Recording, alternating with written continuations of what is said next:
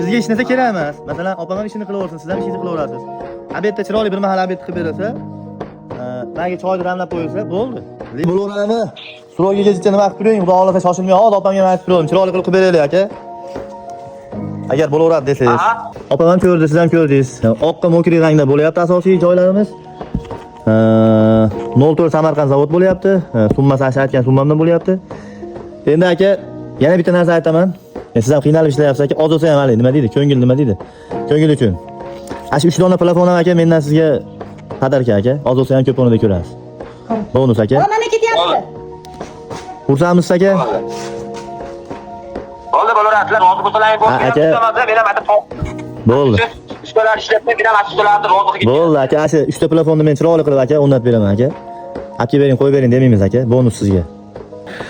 Assalomu alaykum aziz vatandoshlar. Andijon viloyati Shahrixonga yetib kelganmiz. Husniddin akamizning xonadonlariga. Xonadonimizga telefon qilamiz. Akam o'zi musofirda ekan. Bizni Instagramda ishlarimizni ko'rib, kuzatib, yoqtirgan ekan. Keldik, ko'rdik, maslahatlashdik qilinadigan ishlarni. Xullas xonadonimizni ko'rib turibsizlar. Mana bu joyi zanglab ketgan ekan. Oldin bu yerda mo'ri bo'lgan ekan. Mo'ri tunuka fondi ham hamma narsani mana shu tunuka sohasining dushmani bo'ladi. Shuning uchun ehtiyot bo'lasizlar. Mo'ri chiqarmaysizlar iloji boricha. Polностью shularni olib tashlab turib, aylanasiga olib tashlab turib, bu tomonda ham bor. Choksiz slifimizdan qo'yyapmiz, mokri rangda bo'layapti. Oldiga qosh qo'yyapmiz, tagida tunuka fonimiz bo'layapti. Tagida karnizlar bilan qilyapmiz, tagiga cherez lola ilamiz.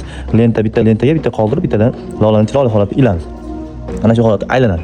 Endi xo'p, darvozaxonamizga keladigan bo'lsak, darvozaxonamizga diqqat qilib turasizlar. Chekalarini pianinali holatda hovuz qilib aylantiryapmiz. O'rtasiga shaxmatimizni rombi holatda terib, chiroyli holatda tilla lenta yulduzlar bilan birgalikda qilyapmiz. Endi o'rtasiga bitta 1,5 metrlik chiroyli kosmosimizdan qo'yib ketyapmiz. Endi xonadonimiz mana bu regel qismini ham chiroyli holatda tunkadan o'rab beramiz. Xo'p. Endi ko'cha qismimizga keladigan bo'lsak, mana bu joyimizni ham chiroyli holatda mana oxiriga yetkazib qo'yamiz. Tunka fonimizni hamda sliflarni yangilab, chiroyli holatda karnizlar bilan birgalikda qilamiz. Xo'p, xizmatlar bo'lsa aloqaga chiqaverasizlar. Assalomu alaykum, sog' bo'ling.